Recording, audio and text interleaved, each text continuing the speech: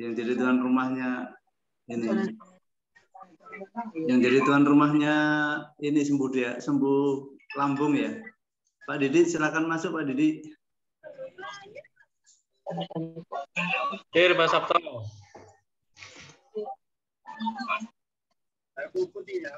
Hadir, selamat pagi. Mungkin bisa langsung dimulai Mas Sabto ini ya. Ini yang masuk berapa orang ya? Sudah ada 9. Sudah ada 9 ya. 7 orang. 7 ya. Iya. Sembarang kalau mau dimulai sekarang gimana Bapak-bapak, Ibu-ibu? Kita nyantai aja.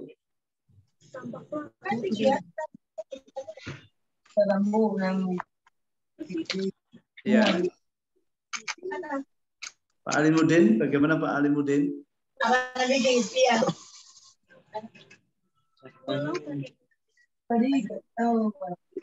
Baik Pak. Ya, jadi kangen ini Pak. Dulu pernah ke Takalar ini. Tapi udah lama banget.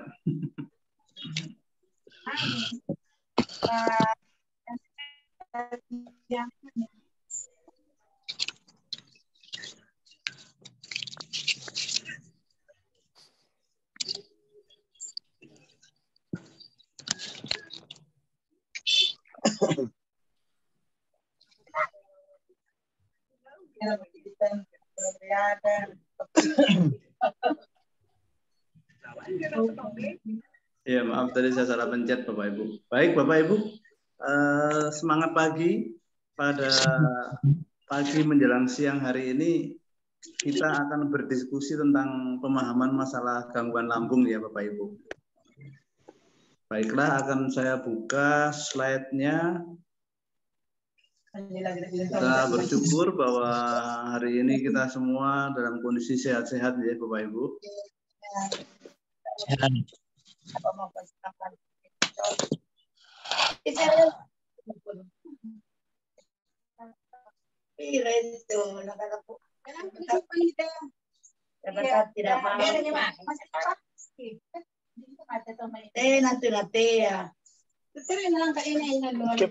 Kema headsetku, ini headsetku. Headsetku ini. Baik Bapak Ibu, bisa dilihat di layar ya. Jadi judulnya adalah berbagai gangguan penyakit lambung. Antara lain mulai dari yang ringan seperti dispepsia, gastritis, ulkus duodenal dan sebagainya. Saat ini masalah gangguan lambung itu kalau di kalangan medis, apalagi di masyarakat itu masih dianggap suatu hal yang sepele Bapak Ibu. Padahal ini merupakan sumbernya segala penyakit. Baik, kita akan bicara tentang asam lambung ya. Di dalam tubuh manusia, asam lambung itu kapan mulai bekerja? Ternyata asam lambung itu mulai diproduksi semenjak bayi itu mulai dilahirkan. Kalau bayi masih belum dilahirkan, masih di dalam kandungan, dia masih tergantung dari lambung ibunya. Jadi makanannya dikirim lewat plasenta ya. Lambungnya belum bekerja, tetapi begitu bayi itu lahir, sudah mulai menyusui, itu lambung mulai bekerja, disitulah asam lambung mulai bekerja. Ya tentunya belum ini ya, tentunya masih belum sempurna maksudnya. Ya ini terus berkembang, mulai dari anak-anak, remaja, dewasa, sampai manula itu asam lambung itu ada. Jadi asam lambung ini penting sekali karena ini adalah suatu bagian yang vital dalam kehidupan manusia. Ya, kalau kita lihat gambar di sini, ini adalah organ lambung. Organ lambung itu ada di sini ya, di sebelah kiri. Lihat giginya. Di bawah jantung ya, yang warnanya biru itu. Nah, kalau kita gambarkan, lambung itu sesuatu yang sangat penting. Mungkin Bapak Ibu masih terngiang-ngiang ya, barusan kan BBM naik harga ya. Kita bahas tentang BBM yang dihasilkan dari minyak mentah, kemudian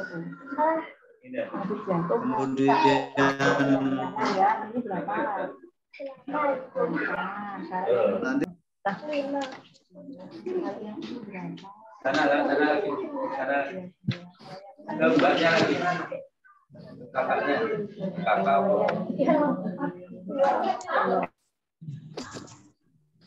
Halo, ini apa? Ini. Oh iya. Ini. Coba lihat. Ini. Halo,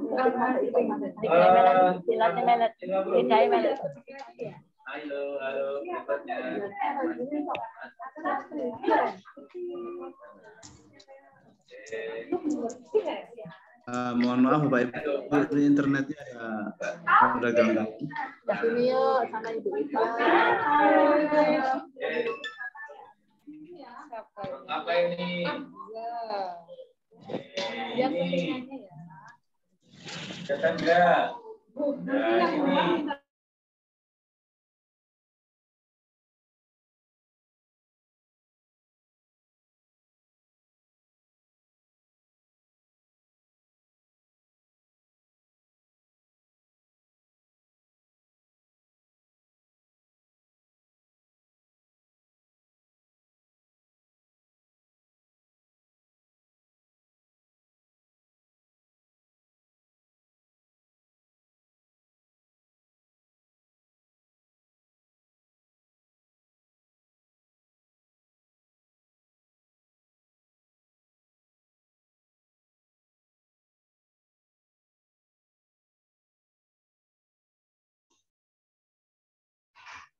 Pak Sabto, suaranya nggak ada Pak Sabto, monggo di ini Pak.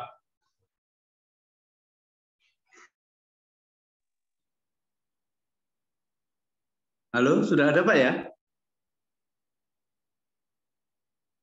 Suara saya sudah dengar Pak? Sudah Pak, terdengar Pak. Oh maaf, ya.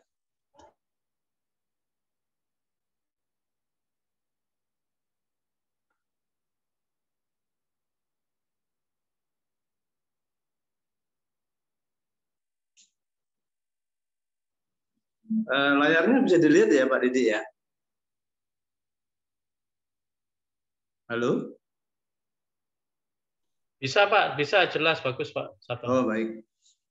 Baik Bapak Ibu, kalau tadi kita membahas sebelumnya tentang masalah lambung ini tadi ya, saya ulangi sedikit karena ada gangguan internet.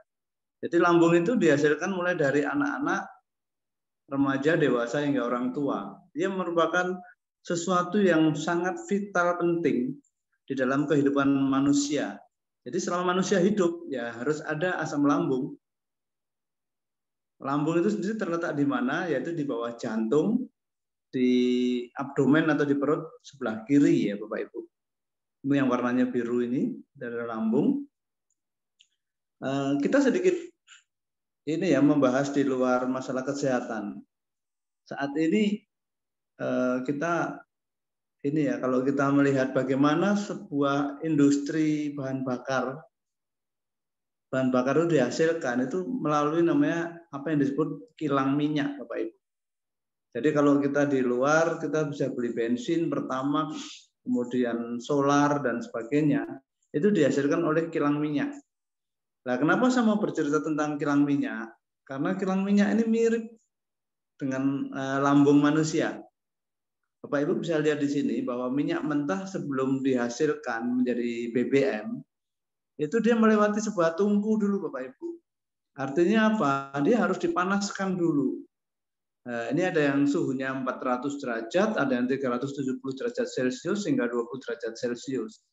Ternyata melalui proses penyulingan ini akan menghasilkan zat yang berbeda. Tetapi intinya sebuah kilang minyak itu memerlukan api, Bapak Ibu.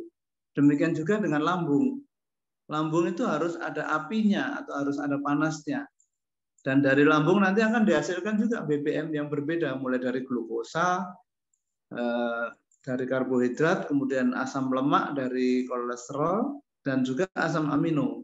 Itu melalui tahap-tahap yang sedikit berbeda, Bapak Ibu. Bagian dari lambung, kalau tadi orang bicara tentang lambung itu selalu mengkaitkan dengan asam lambung ya. Asam lambung itu dihasilkan di mana?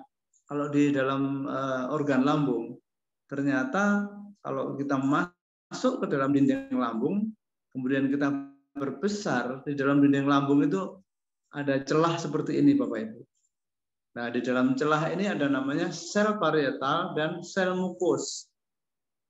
Maka lambung itu selalu menghasilkan asam atau asam lambung itu ya dihasilkan dari sel parietal ini. Kemudian untuk mempertahankan supaya lambung itu kuat, dia harus mempunyai mukosa atau semacam ini ya gel untuk melindungi dinding lambung. Nah, sel inilah namanya sel parietal. Nah, kita lihat bahwa di dalam sel parietal itu ada proses pengeluaran asam lambung. Nah, di sini ada Bapak Ibu ketahui, asam lambung itu selalu keluar selama kita hidup ya. Nah, ternyata mekanismenya dipengaruhi oleh dua mekanisme besar yang disebut sebagai fase gastrik dan fase sefalik. Jadi kalau kita pelajari bahwa fase gastrik ini dipengaruhi oleh adanya makanan yang ada di dalam lambung. Tetapi fase sefalik ini dipengaruhi sebagian besar karena pikiran. Karena kita membayangkan sesuatu, itu fase sefalik ya. Jadi kalau kita lihat pada waktu kita makan misalnya, makanan itu kita baru melihat misalnya kita mau makan sayuran yang pedas, itu pikiran kita sudah membayangkan, oh saya harus makan pedas ini, langsung air liurnya kan keluar ya. Nah itu sebenarnya sel parietal sama sel mukosa itu bekerja semua Bapak Ibu. Nah di sini juga karena kita fokus pembahasannya pada pengeluaran asam lambung, bagaimana pada waktu kita makan itu asam lambung keluar. Ternyata pada waktu kita makan makanan yang misalnya nasi goreng ya, begitu makanan itu kita kunyah, kita telan masuk ke dalam lambung, dia akan mempengaruhi G-sel dulu. G-sel akan melepaskan hormon gastrin. Nah, hormon gastrin ini akan merangsang reseptor G atau reseptor gastrin yang ada di sel parietal. Kemudian sebagian dari hormon gastrin yang dikeluarkan ini akan melebar ke kanan. Dia akan mempengaruhi namanya ECL cell. ECL cell ini dari neurotransmitter dari asetilkolin ya. Ternyata setelah ECL cell dipengaruhi oleh gastrin, ECL cell ini akan mempengaruhi namanya reseptor histamin. Di dalam lambung itu ada reseptor histamin juga, tetapi bukan histamin H1 tetapi H2. Nah, itu dari fase gastrik. Kemudian fase sefalik, pada waktu kita baru membayangkan makanan, itu langsung sistem saraf mengeluarkan hormon asetilkolin. Nah, asetilkolin ini langsung berperan mempengaruhi namanya reseptor M3 atau muskarinik. Di sisi lain, asetilkolin ini juga akan berimbas ke pengeluaran histamin H2. Nah, kalau ini terjadi, maka asam lambung keluar. Jadi asam lambung itu selalu keluar karena apa? Karena adanya pikiran dan adanya makanan.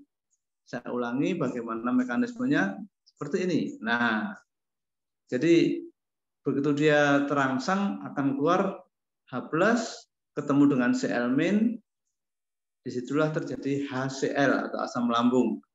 Nah, Bapak Ibu, bahwa asam lambung itu seperti apa ya atau HCl? Kalau Bapak Ibu pernah terkena air aki, terkena air cuka, itu adalah asam ya Bapak Ibu.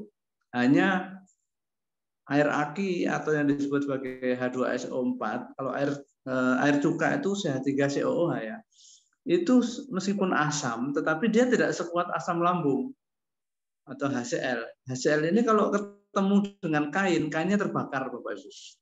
Jadi HCl ini sangat ganas, tetapi diperlukan oleh tubuh untuk mengurai makanan. Kalau di dalam industri kilang minyak tadi untuk bahan bakar ya, ini HCl-nya itu juga untuk memanaskan sesuatu supaya terurai. Ya, itu sekilas tentang lambung kita dalam menghasilkan asam lambung. Nah, kalau selama ini kita selalu menyalahkan asam lambung, oh sakit mah gara-gara asam lambung. Itu salah besar ya Bapak Ibu. Kenapa? Karena Tuhan itu sudah mentakdirkan manusia selama dia mempunyai lambung, mempunyai asam lambung, itu sudah diberikan zat pelindungnya yang disebut sebagai mukosa lambung. Jadi pelindung itu akan bekerja di dinding lambung. Kalau asam lambung adalah cairan yang keluar. Nah, selama dinding lambung dan asam lambung ini seimbang, kita nggak pernah sakit Bapak Ibu. Bahkan lambung kita akan bekerja optimal. Ya, ini saya lewati dulu. Kita perhatikan kembali asam lambung. Asam lambung adalah senyawa yang sangat penting dan diperlukan tubuh manusia untuk proses awal yang sangat vital. Nah, di sini Bapak Ibu bahwa HCl atau asam lambung itu harus selalu ada. Tadi saya singgung bahwa selama manusia hidup, HCl itu harus ada. Karena dia adalah sebagai pusat produksi. Di mana fungsi asam lambung itu banyak ya. Secara garis besar ada 3, yaitu membunuh kuman, memecah makanan, kemudian yang ketiga yang paling penting adalah mengaktifkan enzim pepsinogen menjadi pepsin yang berperan dalam penguraian protein menjadi asam amino. Nah, disinilah Bapak Ibu bahwa HCl itu harus selalu ada karena HCl ini bertanggung jawab untuk mengolah makanan menjadi nutrisi sel. Nah, saya menyinggung tentang sel, itu saya kira Bapak Ibu sudah sering mendengar ya, bahwa di dalam tubuh manusia, bagian yang paling penting dan paling kecil di dalam tubuh manusia adalah sel. Kenapa di sini kita sebut nutrisi sel? Kalau kita makan seperti nasi goreng, kemudian steak, roti, dan sebagainya, itu adalah belum sebagai nutrisi sel. Jadi kalau misalnya kita makan, katakan aja nasi campur, nasinya harus dirubah menjadi glukosa, proteinnya dirubah menjadi asam amino, dan lemaknya dirubah menjadi kolesterol atau trigliserid. Itu adalah nutrisi sel. Nah, supaya menjadi dari nasi campur tadi menjadi nutrisi sel, ini perannya mutlak dilakukan oleh HCl atau asam lambung. Namun Bapak Ibu bahwa karena kita lupa dan tidak tahu cara memelihara lambung, seseorang itu mudah terperangkap ke masalah ini, yaitu mengalami gangguan lambung mulai yang ringan, dispepsia, kemudian gastritis, ulkus duodenum atau tukak pada usus, tukak pada lambung atau ulkus gastricum, dan yang paling ditakuti terjadinya GERD atau gastroesophageal reflux disease. Nah, ini kalau tidak diatasi, nanti dia akan merembet menyebabkan komplikasi penyakit yang di sebelah kanan ini. Bahkan lebih banyak lagi, Bu. Yang kita sebutkan ini ada berapa nih? 1, 2, 3, 4, 5, 6, 7, 8. 10 penyakit ya. 10 penyakit besar. Sebenarnya rentetannya banyak lagi. Gara-gara gangguan lambung, bukan hanya hiperkolesterol, hipertensi, kanker usus, dan sebagainya. Bahkan masalah katarak, masalah glaukoma, masalah gangguan kejantanan, itu dimulai dari gangguan lambung, Bapak Ibu. Nah, ini kita sangat menyayangkan bahwa masyarakat itu selalu beranggapan bahwa asam lambung ini menimbulkan masalah. Ini adalah suatu salah pengertian, Bapak Ibu. Sekali lagi kan tadi kita singgung bahwa Tuhan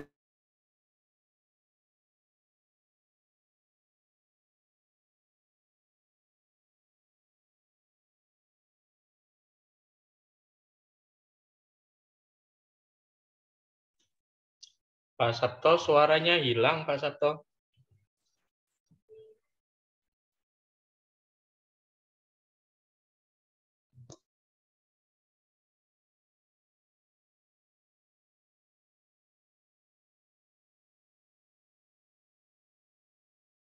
gangguan, kalau kita menyalahkan asam lambung, ya itu salah. Yang benar apa? Karena faktor pertahanan kita melemah, ya, menjadi lemah.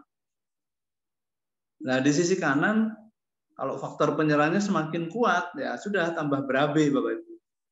Asam lambungnya meningkat, atau HCL-nya meningkat. HCL itu akan meningkat kalau seseorang itu stres, kemudian seseorang itu mengkonsumsi obat-obatan tertentu, misalnya konsumsi obat anti nyeri, antibiotik, dan sebagainya, itu asam lambung bisa keluar lebih banyak. Kemudian ada juga HCL keluar banyak, itu kalau kita mengalami hipertensi, itu juga bisa keluar banyak. Demikian juga kebiasaan-kebiasaan buruk yang lain, seperti merokok, sering konsumsi OAINS atau oral anti-inflamasi non-steroid, termasuk juga steroid sendiri. Steroid itu obat dewa ya, kayak golongan dexamethasone, kalmethasone, dan sebagainya. Ternyata dia mengganggu fungsi lambung. Di sisi lain ada ini ya yang sudah dilarang agama, misalnya konsumsi alkohol, atau diperparah dengan adanya infeksi kuman Helicobacter pylori. Itu akan menyebabkan faktor penyerang atau agresor asam lambung itu akan lebih ganas, Bapak Ibu. Dari sinilah bahwa lambung menjadi tidak sehat. Jadi masalah gangguan lambung itu diawali dari ketidakmampuan dinding lambung menahan HCl atau serangan ini ya, yang merah ini. Kemudian masalah GERD itu juga muncul. Kenapa? Itu karena memang masalahnya sudah lama terjadi. Kemudian karena saking lamanya luka pada organ lambung terjadi pada bagian namanya LES atau lower esophageal sphincter ya. Itu akan terjadi gangguan yang boleh dikatakan serius, adalah pada namanya kasus GERD. Jadi diawali dari dinding esofagus tidak mampu menahan HCl. Sama dengan yang tadi. Nah, di sini Bapak Ibu bisa lihat, ini ada penelitian yang dilakukan sudah lama sekali nih ya. Ini ada seorang profesor dari luar negeri, dia meneliti orang-orang yang minum obat golongan non-steroid antiinflamasi, yaitu minum aspirin, Bapak Ibu. Biasa aspirin ini banyak diminum pada orang yang mengalami gangguan jantung ya. Pada gambar yang sebelah kiri, ini mukosa atau dinding lambungnya masih tebal seperti itu. Tetapi begitu dia minum aspirin dalam waktu 16 menit, itu sudah berubah. Formasinya berubah yang sebelah kanan itu. Nah, dari situlah biasanya kenapa kok saya habis minum obat anti nyeri, kenapa saya habis minum obat pengencer darah, itu kok lambung saya perih. Itu gambarnya yang sebelah kanan ini. Ya, kita kembali bahas masalah GERD ya. Jadi GERD adalah suatu keadaan patologis sebagai akibat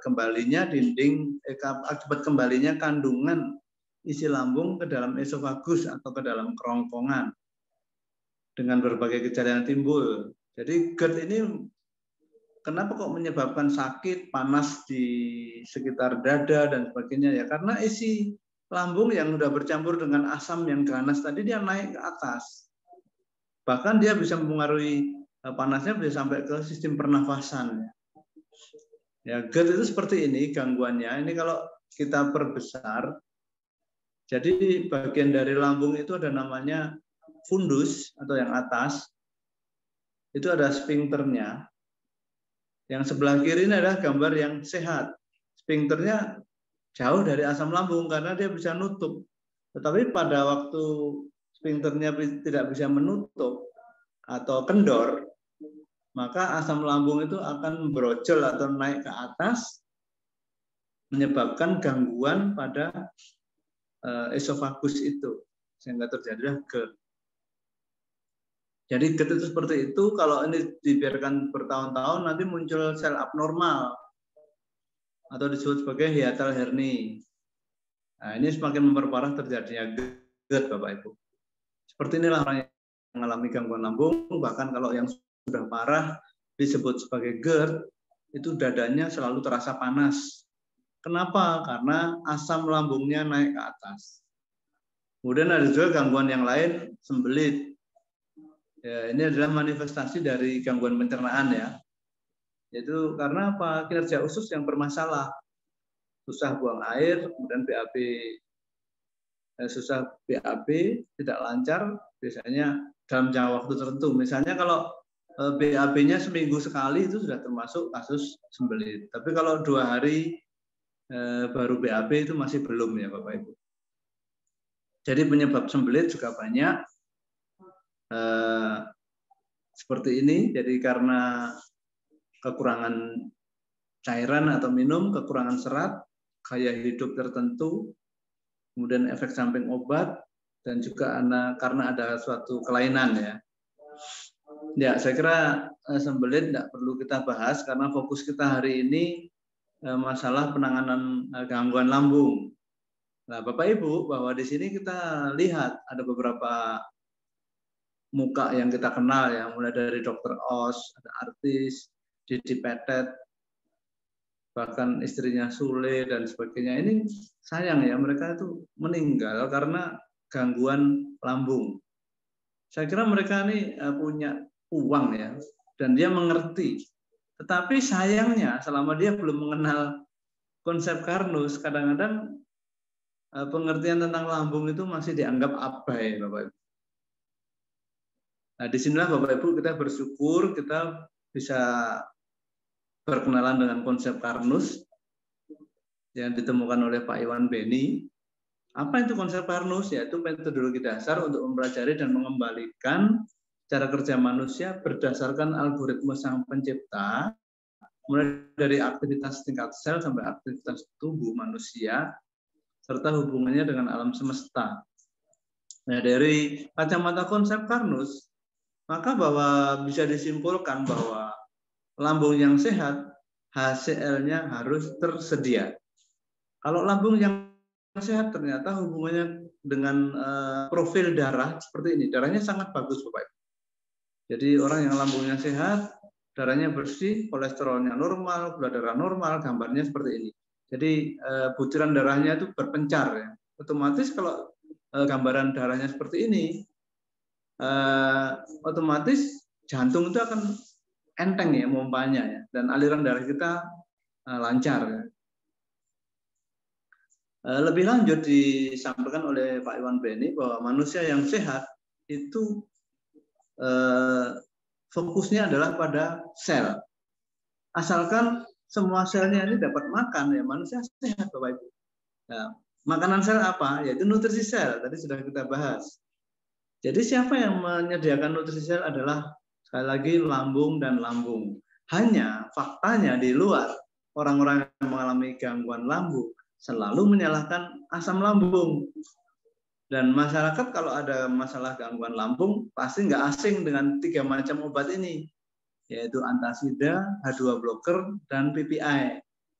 Antasida itu contohnya apa? Yaitu obat-obatan yang mengandung aluminium hidroksida, magnesium hidroksida, simetikon, ya, simetikon dan sebagainya. Kemudian kalau yang golongan yang kedua itu H2 blocker, itu adalah obat-obatan yang mengandung nama generiknya simedin, ranitidin, famotidin. Itulah golongan H2 blocker. Dan PPI atau proton pump inhibitor, contohnya adalah omeprazol, lansoprazol, rabeprazol dan sebagainya. Yang sol-sol itu ya. Ini sayang Bapak Ibu bahwa ternyata 3 macam obat gangguan lambung ini semuanya bekerja tidak sesuai algoritma, Bapak Ibu. Loh kok bisa? Karena antasida maupun sampai dengan PPI, dia selalu membuat asam lambung itu menjadi netral. Jadi tidak ada fungsi lagi begitu minum obat ini. Oleh karena itu Bapak Ibu bahwa kalau masalah penanganan gangguan lambung masih menggunakan obat-obatan ini, itu harus perlu dicermati lebih jauh untung ruginya. Dan kenyataannya apa? Tadi ya, kalau gangguan lambung tidak diatasi sesuai dengan algoritma, itu muncul penyakit komplikasi mulai dari hiperkolesterol, kemudian hipertensi, diabetes, dan sebagainya. Nah, di sini Bapak Ibu akan saya tunjukkan bagaimana bekerjanya proton pump inhibitor atau golongan obat-obatan omeprazol, lansoprazol, dan sebagainya. Dia akan bekerja pada titik kuning ini. Pada waktu asam lambung dikeluarkan, itu ada untuk berhenti tidak menghasilkan HCl. Ya, akhirnya apa? Ya memang sakit nyerinya ada, otomatis nggak nyeri. Tapi apa yang terjadi? Kalau HCl tidak ada, maka proses produksi dalam tubuh manusia tidak berjalan. Kalau diibaratkan dengan kilang minyak tadi, karena tungkunya itu dimatikan apinya, maka kilang minyak tidak bisa menghasilkan pertamax, diesel, bensin, dan sebagainya. Kalau di dalam tubuh manusia, kalau asam lambungnya di stop, maka manusia itu tidak bisa menghasilkan nutrisi sel. Orangnya lama-kelamaan kurus, mudah sakit. Itu yang terjadi. Nah, kenapa kok gambaran para artis tadi akhirnya juga umurnya tidak panjang ya? Ya, kita bisa melogikakan Bapak Ibu bahwa lawang asam lambungnya nggak ada. Karena lambungnya bermasalah, biasanya minum obat-obatan seperti ini, maka otomatis kehidupannya pun juga akan dihambat dan lama-lama terganggu dan akhirnya kesehatannya tidak tertolong ya. Jadi seperti itu. Dan ilustrasinya seperti apa Bapak Ibu? Kita lihat di sini ada makanan nasi campur. Kalau dia sudah dikunyah baik-baik masuk ke dalam lambung, tetapi pH lambungnya itu netral atau asam lambungnya dimatikan, maka pemecahan nutrisi atau makanan menjadi nutrisi sel tidak tersedia. Terutama proteinnya tidak bisa terpecah dengan baik. Asam amino nggak ada. Akhirnya apa yang terjadi?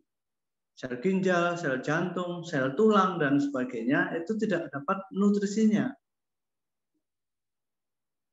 Dan kalau tidak bisa mendapatkan nutrisinya, maka kurang gizi. Kalau kurang gizi terjadi, jangka panjangnya apa? Ya, kematian sel itu akan terjadi. Mungkin kalau satu hari kematian sel yang jumlahnya puluhan juta tidak terasa. Tapi kalau sudah bertahun-tahun, semua sel itu akan habis mati dan biasanya orang-orang yang mengalami hal seperti ini umurnya tidak panjang, Bapak Ibu. Sebelum mengalami kematian, dia mengalami penyakit degeneratif seperti hiperkolesterol, hipertensi, diabetes, kanker, dan sebagainya. Jadi jika lambung tidak optimal, siap-siap bahwa penyakit degeneratif itu merupakan komplikasinya.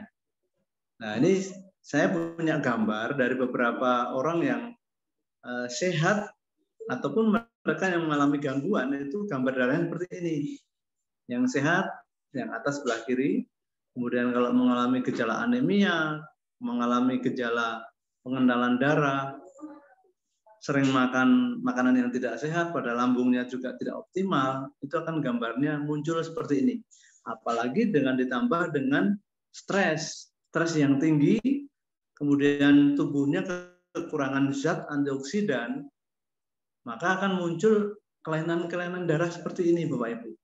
Jadi Bapak Ibu, kalau kita bicara lambung, sebaiknya lambung itu diposisikan harus bisa aktif berdasarkan algoritma tubuh manusia.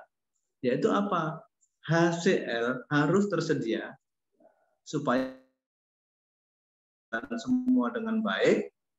Dari sinilah bahwa kalau ada komplikasi penyakit yang lain, seperti diabetes, hipertensi, obesitas, asam urat, dan sebagainya, cukup dengan penanganan gangguan lambung saja semuanya bisa diatasi. Ini hubungannya dengan komplikasi penyakit.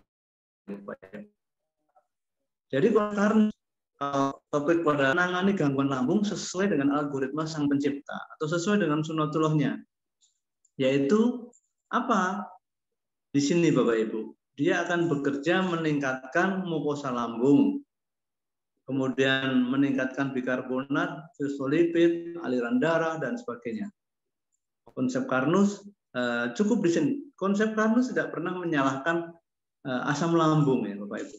Nah, kalau tadinya dinding lambungnya kurang kuat, dengan konsep Karnus, mukosanya semakin tebal, fosfolipidnya juga semakin ada, maka terjadi keseimbangan seperti pada waktu kita masih berusia kanak-kanak dulu. Tentunya di sini kalau ingin lebih aman, juga ada himbauan Bapak Ibu.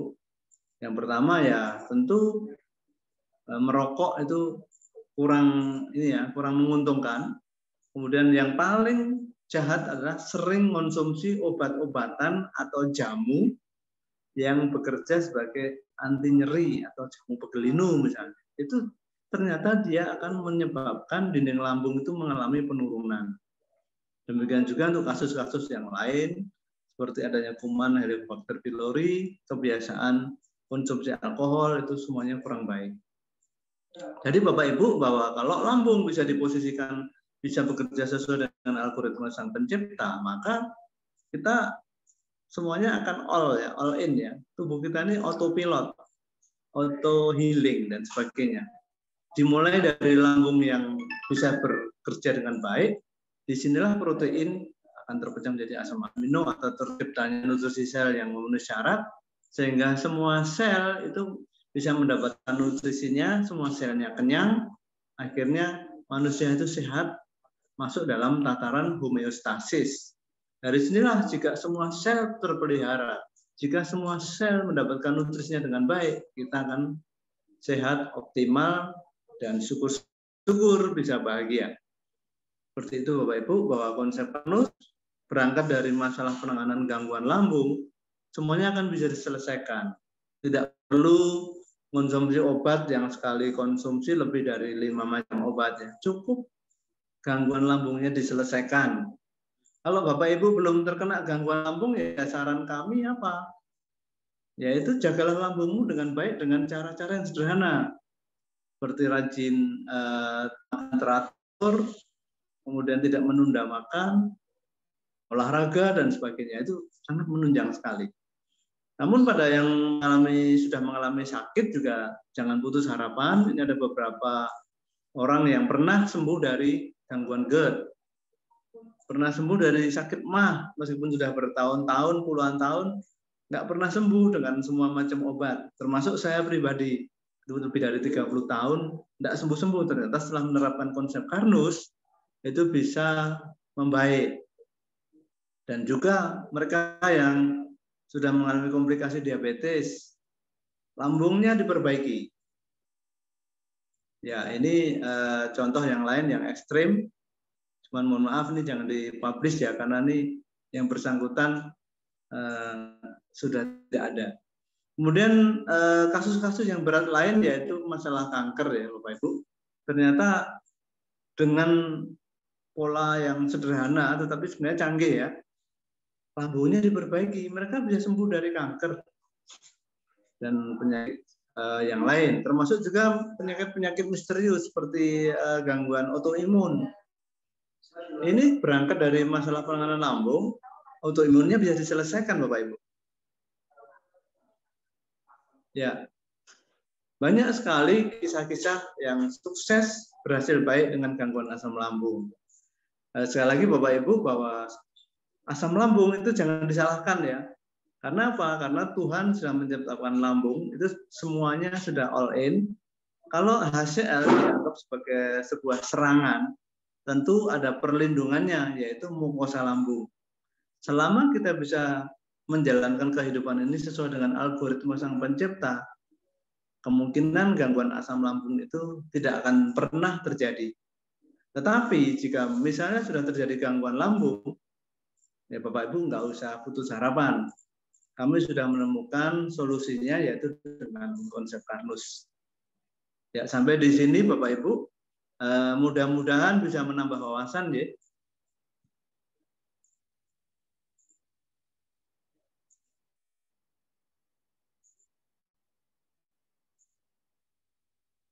Pak Didi mungkin bisa disampaikan kalau ada yang mau.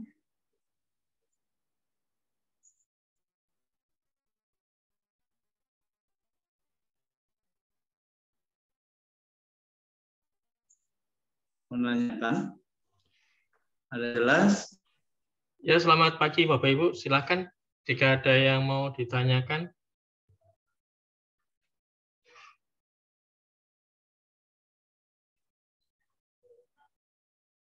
Bisa nanya Pak Didi, Pak? Monggo, Pak. Iya, Pak. Assalamualaikum, nama saya Pak Kurtubi, Pak.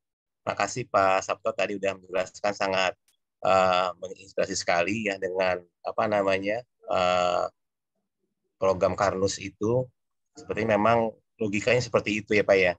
Nah tadi ada paparan mengenai faktor penyerang Pak, yang asam lambung, salah satunya adalah HCl itu ya, obat-obatan dan stres gitu Pak ya.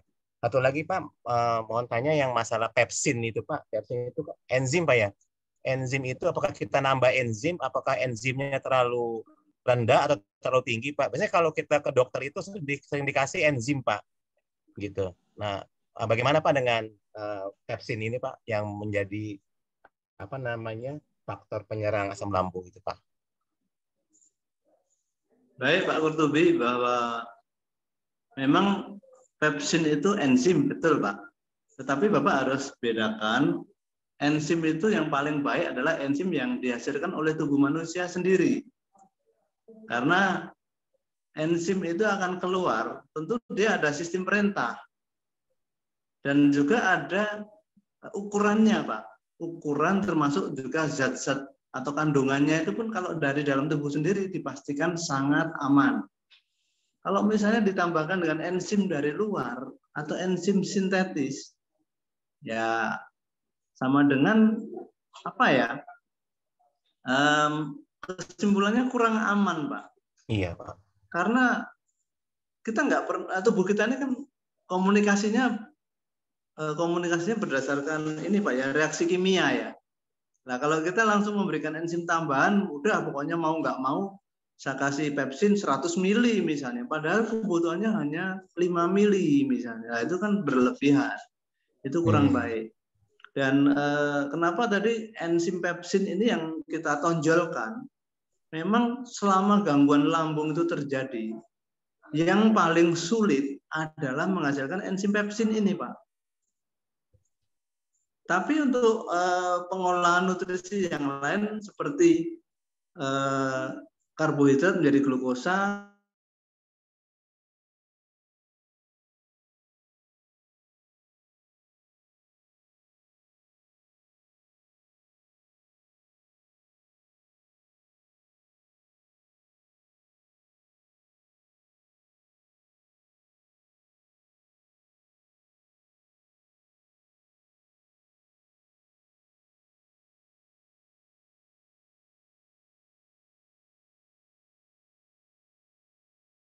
tapi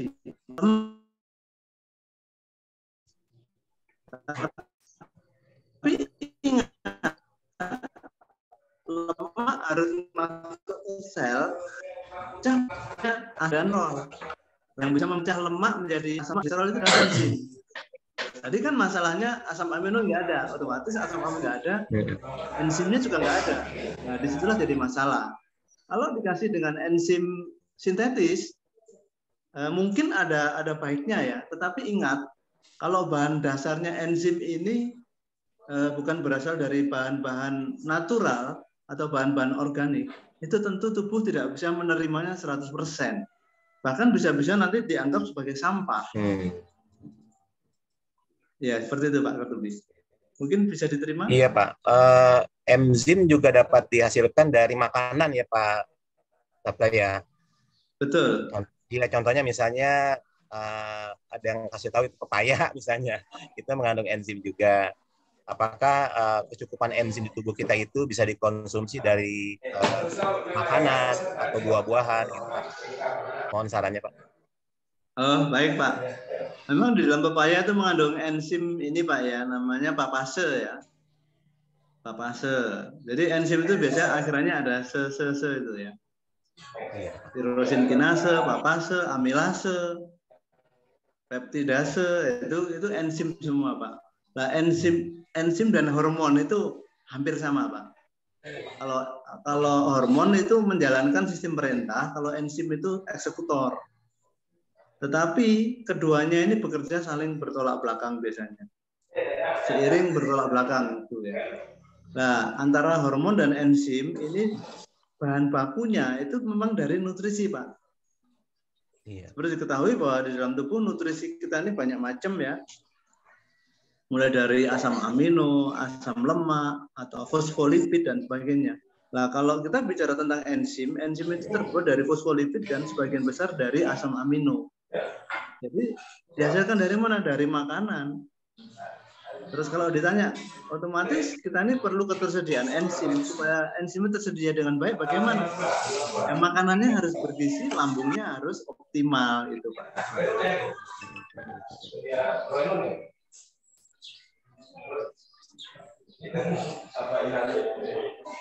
Iya Pak Sabto. Jadi memang dalam penyembuhan lambung ini dengan konsep Karnus itu adalah sekarang ini kita pakai pola Karnus tersebut, bahwa kita menggunakan sekarang ya ada alga sereal ya Pak ya. Saya juga udah konsumsi banyak Pak. Terus ya yang saya konsumsi pernah nyaman beberapa bulan itu sembuh, tapi karena nggak tahu masalah apa, mungkin ada kelalaian juga, itu timbul lagi ya konsumsi alga sereal saat ini masih konsumsi Pak. Jadi memang barangkali pertanyaan kami yang sekarang ya saat ini, bagaimana menyembuhkan luka di asam lambung itu dengan konsep Karnus tersebut, dengan disiplin Pak ya. Tadi yang udah Bapak sampaikan di dalam paparan Bapak tadi, yang kita konsumsi dengan alga sereal tadi untuk penyembuhan luka di lambung. Barangkali seperti itu ya Pak ya. Iya, konsep betul Pak. Ini, Pak. Sekaligus ini saya mau menjawab juga pertanyaan yang lain tentang air alkali ya Pak ya. Jadi kalau untuk air alkali itu tidak sesuai dengan algoritma sang pencipta Bapak Ibu. Kenapa? Karena namanya air itu rumus kimianya H2O dan dia tidak dirubah-rubah Bapak Ibu. Tapi kalau kita minum air alkali itu kan airnya dipaksa untuk dirubah menjadi alkali. Nah, ternyata kalau kita bicara mulai dari tingkat unsur molekul bahkan sampai unsur atom, air alkali itu sudah tidak asli Bapak Ibu. Tidak asli, jadi kurang baik karena sebenarnya air itu punya fungsi yang sangat banyak ya. Salah satunya dia sebagai apa ya? Absorber, sebagai penahan. Ya itu kita bicaranya, kalau bicaranya lebih dalam, kita bicara air memang ada H2O. Tapi kalau kita sudah bicara ke tingkat sistem molekuler, sistem atom, di dalam unsur hidrogen itu ada namanya elektron, proton dan sebagainya. Kalau diacak-acak semua ya jadi kacau Bu. Jadi air alkali itu tidak kita rekomendasikan ya. Itu masalah penanganan gangguan asam lambung sudah baik kok kemudian memburuk lagi. Jadi begini Bapak Ibu, bahwa karena kehidupan itu dinamis, kita bicara lambung itu mungkin kalau dianalogikan seperti jalan raya yang sangat sibuk, sangat padat, lalu lintasnya mulai dari yang melewatinya mulai dari truk bahkan sampai tank baja lewat di situ misalnya. Kalau selama jalanan itu sering dilewati, maka pasti risiko kerusakan ada. Berbeda kalau kita membangun jalan, kita hot mix, kemudian mobil-mobil nggak boleh lewat, ya pasti awet. Sama juga dengan lambung. Lambungnya sudah baik, kok rusak lagi? Lah Bapak Ibu kan tetap makan. Sedangkan makanan itu mempunyai risiko. Kadang-kadang mungkin makanannya ada yang sedikit kecut, ada yang mungkin keras, pedas dan sebagainya. Ya rusak lagi Pak. Oleh karena itu memelihara lambung itu ya tidak ada berhentinya. Itu kalau sudah terjadi sakit. Oleh karena itu, kalau kita berpikir-pikir ya, saya sendiri juga nyesel. Karena begitu mengenal konsep Karnus, lambung saya juga sudah kacau, Pak. Jadi akhirnya memelihara lambung itu seumur hidup. Selama kita masih hidup, kita menginginkan kita tetap hidup. Ya, lambung itu harus dipelihara, Bapak Ibu. Kemudian apa fungsinya dari AG sereal? Kalau tadi dikatakan bahwa kalau sudah terjadi gangguan lambung kan terjadi ketidakseimbangan. Dan di dalam konsep Karnus kan dikatakan bahwa konsep Karnus ini adalah memelihara kesehatan sesuai dengan algoritma sang pencipta. Nah, di situ kita sadar kembali bahwa manusia itu diciptakan, makanan manusia itu ada dua unsur, Pak, yaitu yang berasal dari tumbuh-tumbuhan dan dari hewan. Bukan yang berasal dari tanah, bukan yang berasal dari bahan kimia.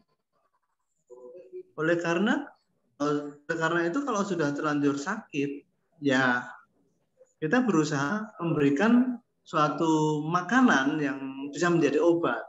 Dalam hal ini adalah AG sereal.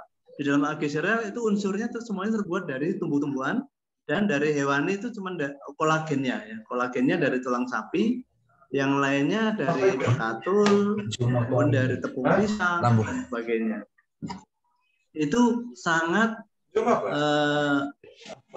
baik untuk tubuh karena nggak ada zat kimia sama sekali. Nah, ini tadi ada yang nanya tentang omeprazol. Kalian jawab ya, tadi siapa yang nanya tentang omeprazol? Omeprazol ya kalau dipakai dalam waktu sementara saja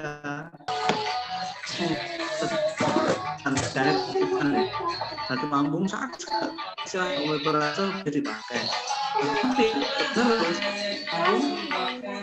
yang harus ada apinya. Apinya apa? Asam lambung. Kalau kita minum omeprazol, ya sama dengan mematikan mesin.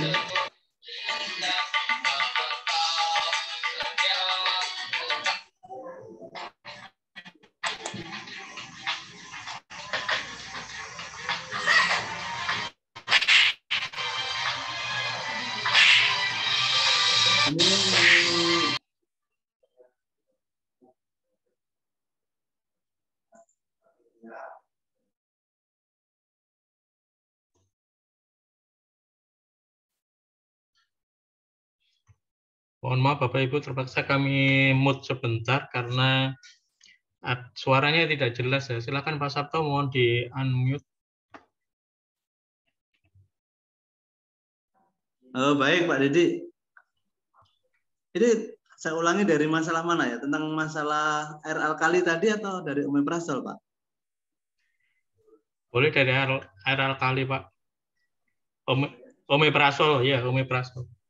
Omeprazol ya? Ya. Baik, Pak. Jadi omeprazol itu kalau omeprazol itu bekerjanya dengan cara membuat reseptor H2 atau disebut sebagai H2 blocker. Jadi ibaratnya kalau misalnya asam lambung itu mestinya keluarnya 100%. Bapak Ibu minum omeprazol, maka asam lambung itu akan dihambat keluarnya menjadi 50%, bahkan nggak sampai, hanya 40% asam lambungnya. Nah, apa keuntungannya kalau minum omeprazol? Kalau asam lambung dari 100% dikurangi menjadi 40%, otomatis nyeri lambungnya berkurang. Itu satu keuntungannya. Tetapi apa akibatnya kalau asam lambungnya tadi mestinya 100% menjadi 40%? Ya otomatis lambung tidak bisa berperan dengan baik. Dan disinilah yang paling sulit adalah menghasilkan pepsin. Kalau asam lambungnya 40%, maka pepsinnya nggak akan terbentuk, Bapak Ibu.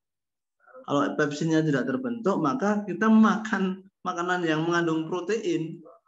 Biasanya proteinnya ini tidak akan terpecah. Atau asam aminonya nggak ada. Kalau asam aminonya nggak ada, bahaya Bapak Ibu. Karena asam amino itu di dalam tubuh manusia itu diperlukan untuk banyak hal. Salah satunya untuk pembentukan enzim, untuk pembentukan hormon dan sebagainya. Dan ternyata hormon dan enzim ini sangat diperlukan untuk sistem imun juga. Jadi kalau misalnya kita sering menghambat asam dengan omeprazol, sistem imun kita pasti turun, Bapak Ibu. Itu akan terbaca kalau kita terkena virus misalnya. Kemarin kan barusan ramai tentang pandemi ya. Banyak orang yang sering konsumsi obat MAH, awal mulanya pada waktu kena pandemi bisa bertahan. Tetapi ternyata tubuhnya terus mengalami penurunan dan saat ini banyak kasus ya. Orang yang lambungnya buruk kemudian mengalami gangguan serangan sakit pernafasan. Tubuhnya lemah dan sebagainya. Jadi dalam kajian konsep Karnus, kalau kita mengonsumsi omeprazol itu tidak sesuai dengan algoritma, sama dengan mematikan mesin, Bapak Ibu, atau menurunkan fungsi mesin dari lambung itu. Akhirnya apa? Ya kesehatan kita nggak optimal. Yaitu jawaban tentang omeprazol. Ini ada beberapa pertanyaan Pak Sabto sebelum kita ke online-nya lagi. Ini ada di via chatting. Ya, silakan Pak. Ini ya, ini dari Pak. Sebentar, saya dari atas dulu. Dari SMA N2 Komodo. Selamat siang Pak. Saya mau tanya terkait dengan cara pengobatan yang baik dengan keluhan saya sering sendawa. Dada sesak kalau sendawa tidak keluar. Mohon dijawab dulu Pak yang pertanyaan tadi. Halo, bisa dengar ya?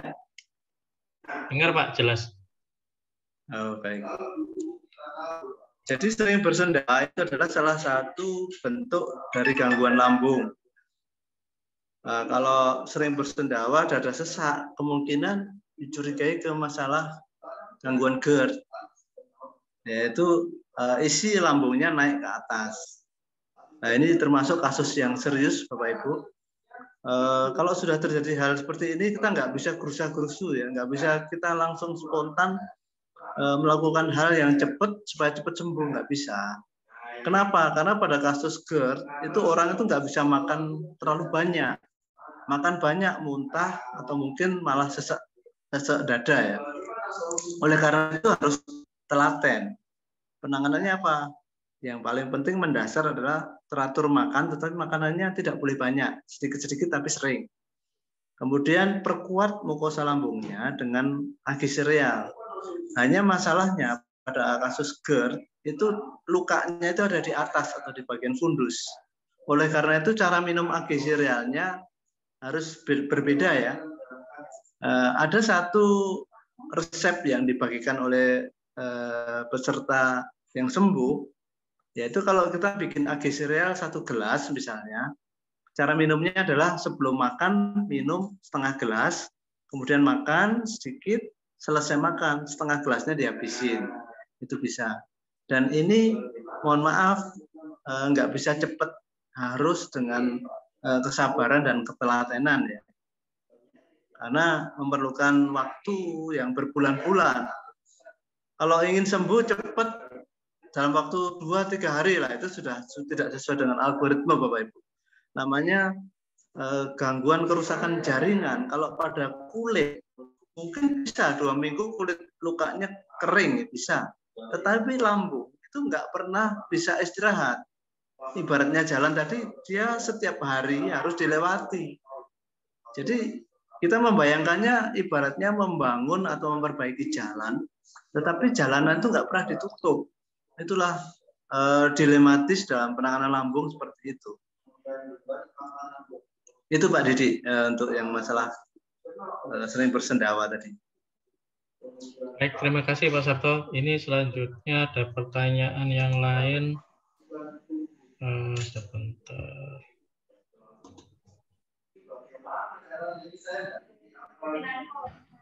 Saya urutkan saja ya Pak. Tadi air alkali sudah ya. Iya. Terus kemudian ini dari Pak Sofian.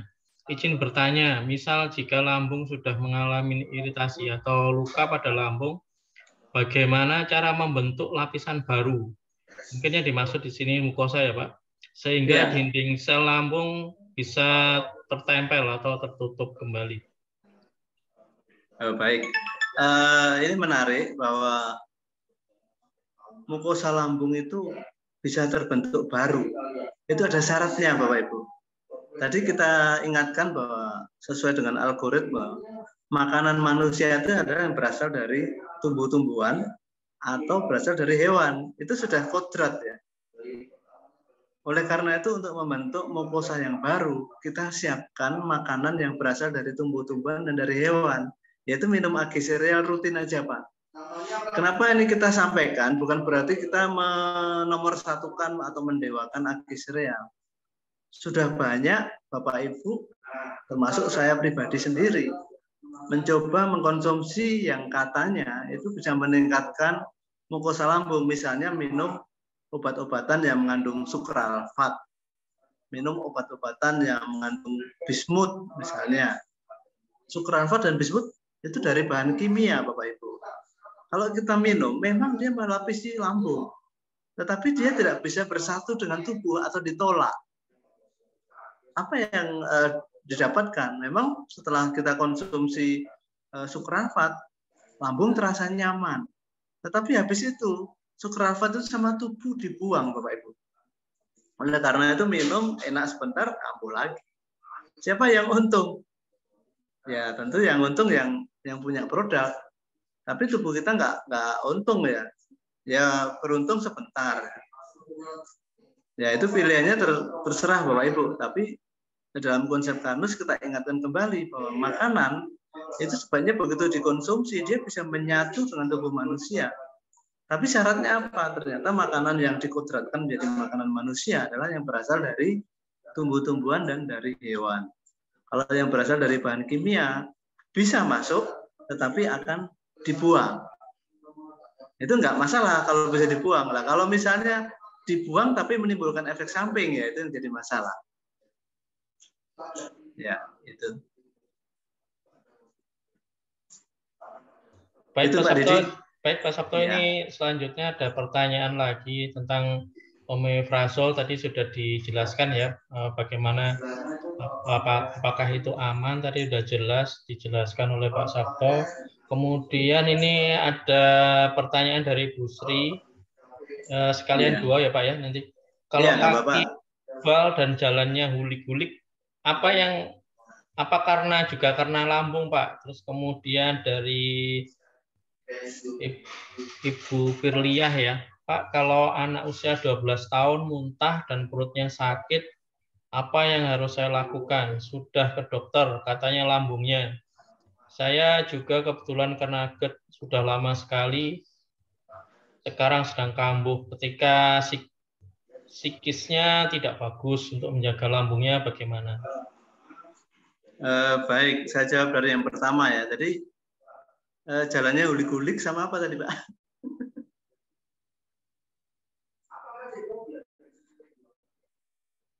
Ya, jadi kalau misalnya keseimbangan badan terganggu, ya memang kita tidak fokus di pembicaraan lambung, kita fokus di pembicaraan tentang masalah keseimbangan saraf yang diatur di tengah-tengah antara kedua telinga kita ya.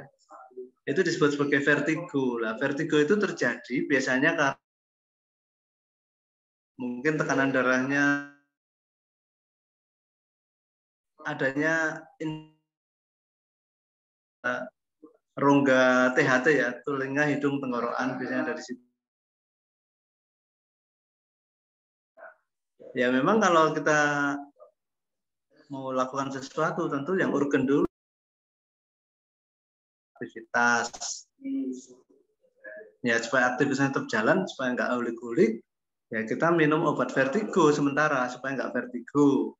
Tetapi sekali lagi bahwa penyebab vertigo tadi karena hipertensi, karena adanya sel abnormal, karena ada inflamasi.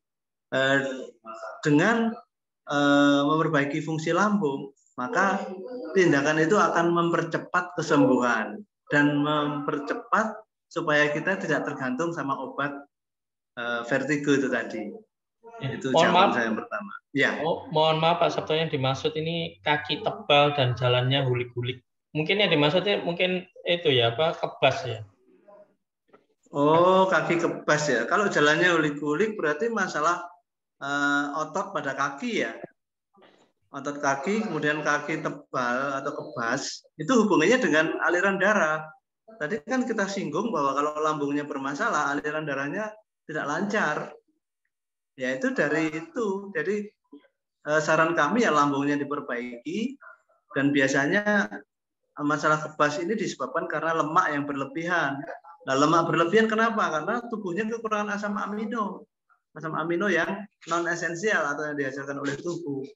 Saran kami supaya itu selesai, tapi tidak bisa secara cepat ya. Ya, jauhi dulu makanan yang mengandung lemak, santan dan sebagainya, dan perbaiki lambung. Kemudian tingkatkan konsumsi proteinnya supaya enzim dan hormonnya bisa terproduksi dengan baik. Itu jawabannya. Kemudian untuk yang kedua tadi masalah anak-anak ya. Anak-anak muntah, anak-anak 12 tahun sering muntah ya. Ya. Jadi Baik. dokter. Memang satu kendala bahwa anak-anak sekarang itu kan beda dengan kita zaman dahulu. Kita banyak bermain dulu ya, atau banyak waktu sehingga makan bisa lebih teratur. Kalau anak-anak sekarang biasanya pelajarannya sangat padat, makan tidak teratur. Akhirnya apa yang terjadi ya, lambungnya terganggu Bapak Ibu. Kalau dia sampai muntah, itu artinya bahwa dinding lambungnya mengalami iritasi atau gastritis. Nah, pada kasus gastritis ini penanganannya sebenarnya sederhana. Kalau misalnya dia masih posisi muntah, itu tidak usah panik Bapak Ibu. Jangan langsung dikasih makan. Tapi harus bertahap. Dikasih minum dulu, yang penting minuman manis. Minumnya pun 1 sendok, 2 sendok sampai dia itu tidak muntah. Kalau dia sudah bisa minum baik, baru dikasih makanan sedikit-sedikit. Kalau ternyata muntahnya hebat, nanti muntah seperti golongan ini ya, domperidom ataupun obat-obatan yang lain yang anti muntah, baru dikasih makanan yang lunak, apakah bubur atau makanan yang lain yang lunak ya. Nah, kalau itu ingin sembuh total, tambahkan AG sereal, meskipun 12 tahun boleh ya Bapak Ibu. Jadi AG sereal untuk 12 tahun cukup setengah saset, diseduh dengan air panas, diminumkan teratur. Jadi sehari 2 kali, setengah saset pagi, setengah saset sore, pada waktu perut kosong diminumkan, sementara airnya dulu. Nanti kalau kondisi umumnya sudah membaik, sudah stabil, boleh ditingkatkan diminum beserta ampasnya. Tapi ingat, setelah konsumsi AG sereal, jika muncul rasa lapar, segera makan. Tapi tentunya memilih makanan yang baik untuk lambung, yaitu makanan yang tidak pedas, tidak kecut.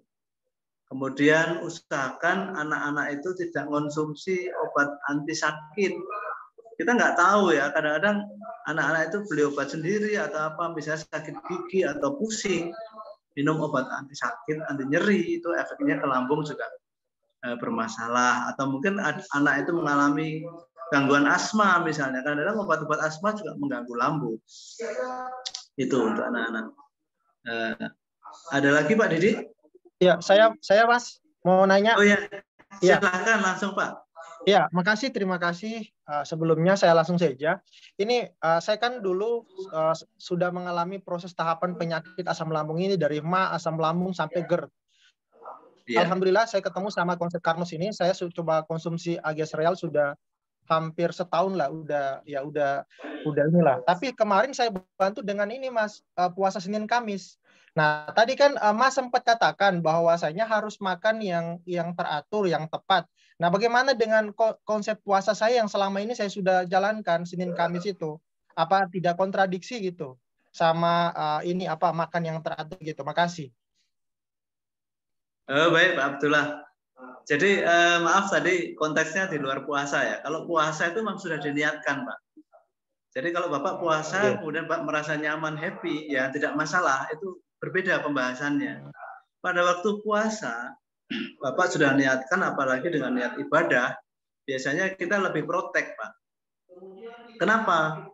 Tadi kita bahas bahwa asam lambung itu keluar karena pikiran. Jadi fase sefalik tadi ya. Kalau pikiran kita stres, nggak tenang, ya kita juga nggak sembuh-sembuh. Nah, ternyata misalnya sifat kondisi stres, kondisi cemas, dengan puasa kita lebih tenang, ya itu bisa lebih baik saya kira. Tetapi ingat, selama Bapak menjalankan puasa, 2 hukum yang harus Bapak jalani yaitu apa? Harus sahur.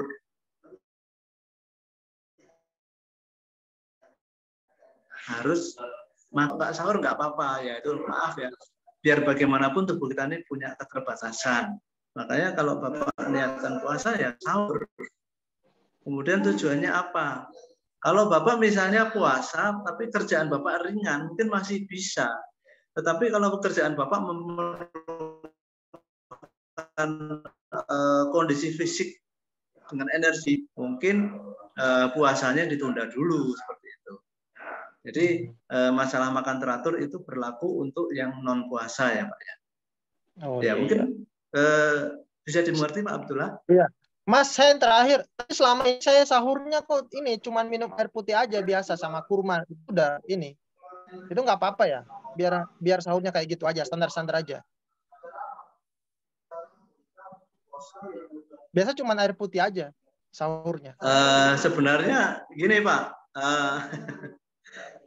Jadi tubuh kita kan bermacam ya. Kalau kita singgung tadi kan tubuh kita memerlukan nutrisi sehingga semua selnya bisa mendapatkan nutrisi. Nutrisinya berupa glukosa, asam amino,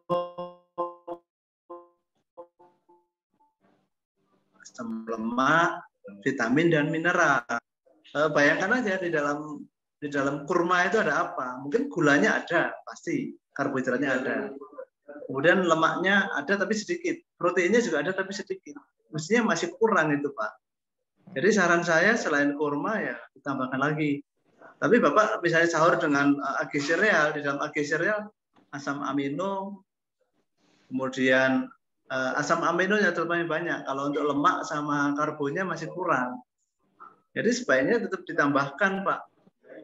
Ya apalagi kalau kita berpikiran gini ya, saya target kalau orang Jepang bisa umur 90 tahun misalnya.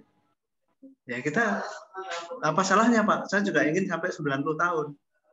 Nah, supaya bisa ke sana ya, semua unsur yang diperlukan tubuh harus kita penuhi. Gitu, Pak. Itu Pak Abdullah. Oke, makasih. Ya, makasih Pak. Masih ada yang lain Pak Didi? Ya, ini Pak Sabto ada pertanyaan lagi dari Bu Dewi. Selamat pagi Pak Sabto dan Pak Didi, semoga sehat selalu. Ini ada pertanyaan titipan. Bagaimana solusi sakit lambung yang disebabkan oleh stres? Sedangkan kondisi lambungnya mungkin sudah agak parah dan sering kambuh. Mohon pencerahannya. Terima kasih. Baik. Ini sudah kita lakukan ya. Jadi pada orang yang kondisinya seperti ini biasanya masuk di GERD anxiety, Bapak, Ibu Dewi. GERD anxiety itu kenapa terjadi? Satu, dia ada masalah lambung. Jadi dari sakitnya pasti penderitanya sangat menderita. Kemudian kenapa terjadi anxiety? Biasanya orang anxiety itu jauh dari bahagia. Dia banyak cemasnya daripada bahagianya. Ternyata bahwa orang yang mengalami ansietas itu kekurangan beberapa hormon, yaitu hormon dopamin, serotonin, kemudian endorfin itu kurang. Padahal hormon itu diperlukan lebih banyak dibanding hormon yang lain seperti adrenalin, norepinefrin itu. Jadi pada kasus gangguan lambung biasanya norepinefrin, adrenalinnya meskipun sedikit, tetapi dia menjadi dominan. Ya, bukan berarti bahwa adrenalin, epinefrin itu sebagai hormon yang jahat, tidak ya. Tetapi positioningnya aja, dia harus sedikit. Tapi selain kebutuhan untuk happy, untuk bahagia, dia perlu hormon yang banyak, yaitu hormon endorfin, serotonin, dopamin itu harus banyak. Lah masalahnya, hormon itu terbentuk dari asam amino sebagian besar. Kalau lambungnya bermasalah, apalagi minum obat mah, ya jangan harap bisa selesai. Oleh karena itu supaya dia bisa selesai, ya satu, lambungnya dioptimalkan. Bagaimana supaya terjadi keseimbangan antara faktor agresif sama faktor pertahanan, yaitu dinding lambungnya dikuatkan. Kemudian kalau kondisi umum lambungnya sudah baik, kita kasih raw material yang benar, yaitu makanan yang kaya protein, juga mengandung karbohidrat dan juga lemak sedikit, di samping vitamin dan mineral. Nah, dari situlah nanti tubuh akan bisa memproduksi hormon endorfin dan adrenalin tadi. Endorfin dan serotonin itu lebih baik dari sebelumnya. Nah, kalau itu terjadi, apalagi kemudian dikombinasi dengan terapi-terapi yang lain yang sifatnya relaksasi, seperti mungkin berpikir positif misalnya, itu biasanya ke psikiater atau psikolog ya, disarankan untuk berpikir positif, atau mungkin ditambahkan dengan terapi yang lain seperti akupuntur misalnya, atau akupresur yang sifatnya itu relaksasi. Itu akan lebih mempercepat itu. Jadi pada kasus seperti ini memang perlu telaten Bapak Ibu. Jadi di satu sisi orangnya ingin sembuh cepat. Nah, kenapa nih saya bisa ngomong seperti ini? Karena saat ini pengobatan untuk GERD dan anxiety itu salah arah. Saya lihat orang-orang yang mengalami GERD dan anxiety itu hanya dikasih obat MAH sama obat golongan tranquilizer atau obat jiwa. Apa yang terjadi? Memang orangnya nggak, kesannya dia nggak ada gangguan kemasan, tetapi dalam jangka panjang ginjalnya rusak. Kenapa ginjalnya rusak? Karena sel-sel ginjal yang memerlukan nutrisi sel itu tidak terpenuhi kebutuhan nutrisi selnya akibat lambungnya. Ya, itu jawaban saya, Budi. Itu Pak Didi. Ada yang lain?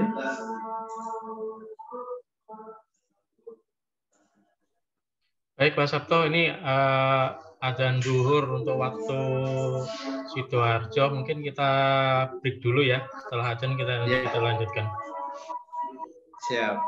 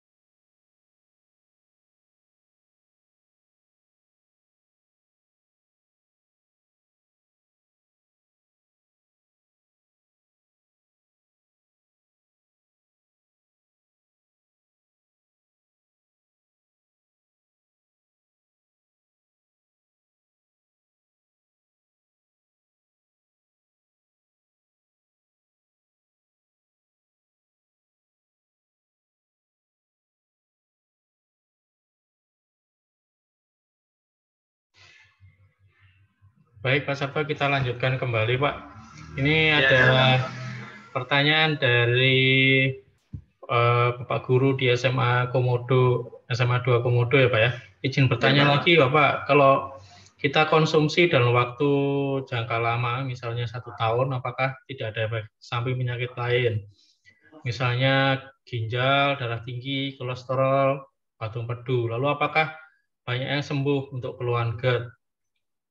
Apakah sudah banyak testimoni orang yang sembuh dari GERD dengan konsep Carnot? Maksud saya tadi, Bapak, jika konsumsi dalam jangka lama, apakah di sereal tidak ada efek samping? Kita lanjut ke pertanyaan yang kedua ya, Pak ya. Atau saya jawab dulu, Pak, takutnya lupa. Oke, baik, siap. Jadi masalah itu tadi ya. Pak ya, efek samping dari AG sereal. Baik, Pak. Jadi AG sereal ini justru kalau dikonsumsi jangka panjang, itu ginjalnya makin bagus, Pak. Kenapa? Karena meskipun terlihat kasar di gelas ya, ada ampasnya dan sebagainya. Itu kalau dikonsumsi, itu ampasnya nggak akan masuk ke dalam darah, Pak. Itu hanya diambil sama tubuh, setelah diproses di lambung, itu nanti hanya diambil sari-sarinya berupa nutrisel, yaitu berupa asam amino, berupa glukosa, kalau misalnya bercampur dengan nasi dan sebagainya, glukosanya diambil dan juga asam lemaknya diambil. Usus besar. Nah, usus besar itu kan perlu banyak serat. Oleh karena itu, kalau misalnya tubuh kita sudah baik, kebutuhan seratnya sudah terpenuhi, maka apa yang Bapak takutkan tadi sebenarnya masuk ke usus besar. Dari situ sebenarnya justru efeknya positif, yaitu mudah BAB. Kemudian jangka panjang, Pak ya. Saya pribadi sudah konsumsi AG sereal sudah 7 tahun, Pak. Dulu fungsi ginjal kita sempat jelek, justru membaik. Tekanan darah stabil. Kemudian juga kolesterol semuanya stabil. Dan ini bukan saya tok, ini sudah ratusan orang, Pak, yang bertestimoni. Cuman mereka, kita kendala ya, karena mereka nggak mau diambil videonya. Mungkin Bapak bisa lihat di YouTube, Karnus Media. Itu dilihat orang-orang yang konsumsi AG sereal sembuh dari NCT itu sudah banyak, Pak. Jadi mereka sudah lupa, katanya cemas itu sudah lupa. Sudah konsumsi AG sereal, asalkan telaten, mengikuti anjuran kami. Biasanya orangnya mudah happy sekarang. Makan enak, kemudian tekanan darah normal, semuanya normal. Jadi kalau ditanya aman, sangat-sangat aman karena bahan bakunya ini berasal dari tumbuhan dan dari hewan atau natural. Dan Bapak nggak usah takut dan cemas karena tidak mengganggu lambung, mengganggu ginjal. Yang mengganggu ginjal itu justru minuman herbal yang mengandung namanya asam oksalat. Contohnya adalah jus tomat, jus asam, kunyit asam. Itu kalau dikonsumsi asam oksalatnya masuk ke darah. Nanti ketemu dengan kalsium, jadi kalsium oksalat, jadi batu ginjal. Ya, jadi Bapak Ibu bahwa selama Bapak konsumsi AG sereal, pola hidupnya itu wajar-wajar aja. Misalnya minum air sehari minimal 1,5 liter totalnya ya, pasti akan sangat aman. Itu Pak Didi yang jawaban saya. Yang kedua tadi, silakan Pak. Oh iya Pak, ini ada lagi dari pertanyaan dari Bapak Kurtubi masalah kembung atau gastritis Pak. Bagaimana mengatasinya? Jadi kembung atau gastritis itu adalah salah satu gejala ditunjukkan karena tubuh itu kekurangan asam lambung atau HCl. Kalau tubuh kekurangan HCl, maka proses penguraian makanan itu tidak sempurna. Kalau penguraian makanan tidak sempurna, di sisi lain karena HCl lambungnya itu kurang optimal, kemungkinan dicurigai ada kuman Helicobacter pylori.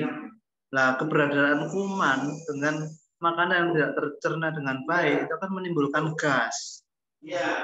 Jadi solusinya apa? Solusinya ya lambungnya dioptimalkan aja. Dioptimalkan dengan cara yang sesuai dengan algoritma. Yaitu dinding lambungnya diperkuat, jangan minum obat penghambat atau penetraan asam lambung. Nanti kalau itu sudah diupayakan, Kemudian makanan kita pun juga makanan yang mudah dicerna. Kalau dalam posisi masih sakit, tentu konsumsilah makanan yang mudah dicerna. Dari sini maka terjadinya kembung itu tidak akan terjadi. Jadi kembung itu sekali lagi terjadi kenapa? Karena adanya kegagalan asam lambung dalam mencerna makanan, sehingga akhirnya di dalam usus itu banyak sekali makanan yang belum masak atau makanan mentah itu mengalami busuk karena akan menjadi santapannya bakteri-bakteri. Di sisi lain bahwa karena asam lambungnya itu tidak optimal, bakteri itu enggak semuanya terbunuh dengan baik, maka adanya bakteri dan makanan yang tidak tercerna tadi menimbulkan pembusukan dan terjadinya gas. Solusinya apa? Ya solusinya kalau masih dalam suasana sakit, belum sembuh total, itu hindarilah makanan-makanan yang susah dicerna. Misalnya sayur-sayuran yang keras, kadang-kadang wortel itu masaknya kurang sampai lunak dan sebagainya, itu akan mudah menimbulkan gas. Kemudian ada sayur-sayur yang mudah menyebabkan gas, misalnya makan sayur kol dan sebagainya, itu mudah terjadi gas. Sambil berjalannya waktu, sambil menghindari itu, perbaikilah lambung dengan agi sereal, maka kembung itu secara bertahap akan sirna. Itu Pak. Terima kasih. Baik, terima kasih Pak Sabto. Ini ada 2 pertanyaan terakhir Pak ya. Jadi setelah ini kita tutup ya. Yang pertama itu untuk tulang, ini dari Ibu Sri ya. Untuk tulang belakang sebaiknya minim AG atau ATA Pak. Terus kemudian dari Bapak yang Pak Guru yang di SMA itu, bagaimana pengobatan, trik pengobatan konsep Karnus jika lambungnya pada bagian atas? Ini biasanya ini Pak ya, permasalahan GERD ya, yang tadi Bapak sudah sampaikan. Ya, terima kasih Pak Sabto. Baik, untuk Bu Sri, kalau misalnya ada masalah di tulang belakang, memang produk yang pas adalah alga kire. Tetapi perlu diingat, alga kire ini karena mengandung dextrose, ini kurang tepat kalau diberikan pada orang yang sudah mengalami diabetes atau mengalami hipertensi.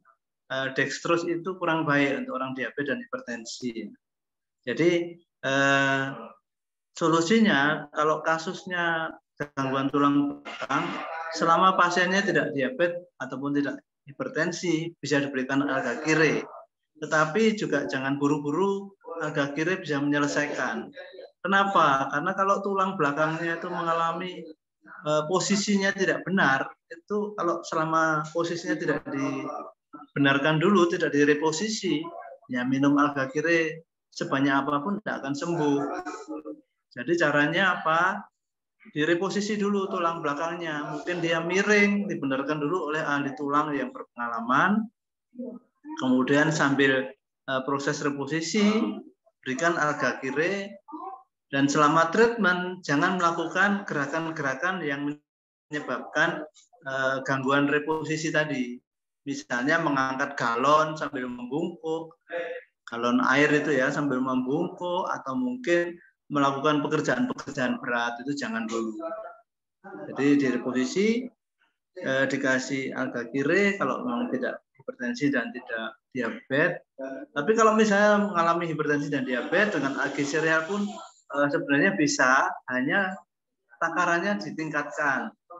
Biasanya lazimnya 2 kali sehari, tingkatkan jadi 3 kali sehari sambil direposisi dan hindari gerakan-gerakan yang merugikan itu tadi.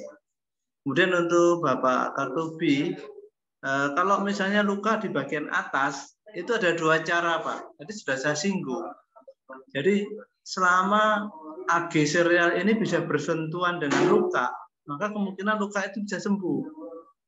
Nah, pada luka bagian atas, ada satu kebiasaan orang minum AG sereal sebelum makan.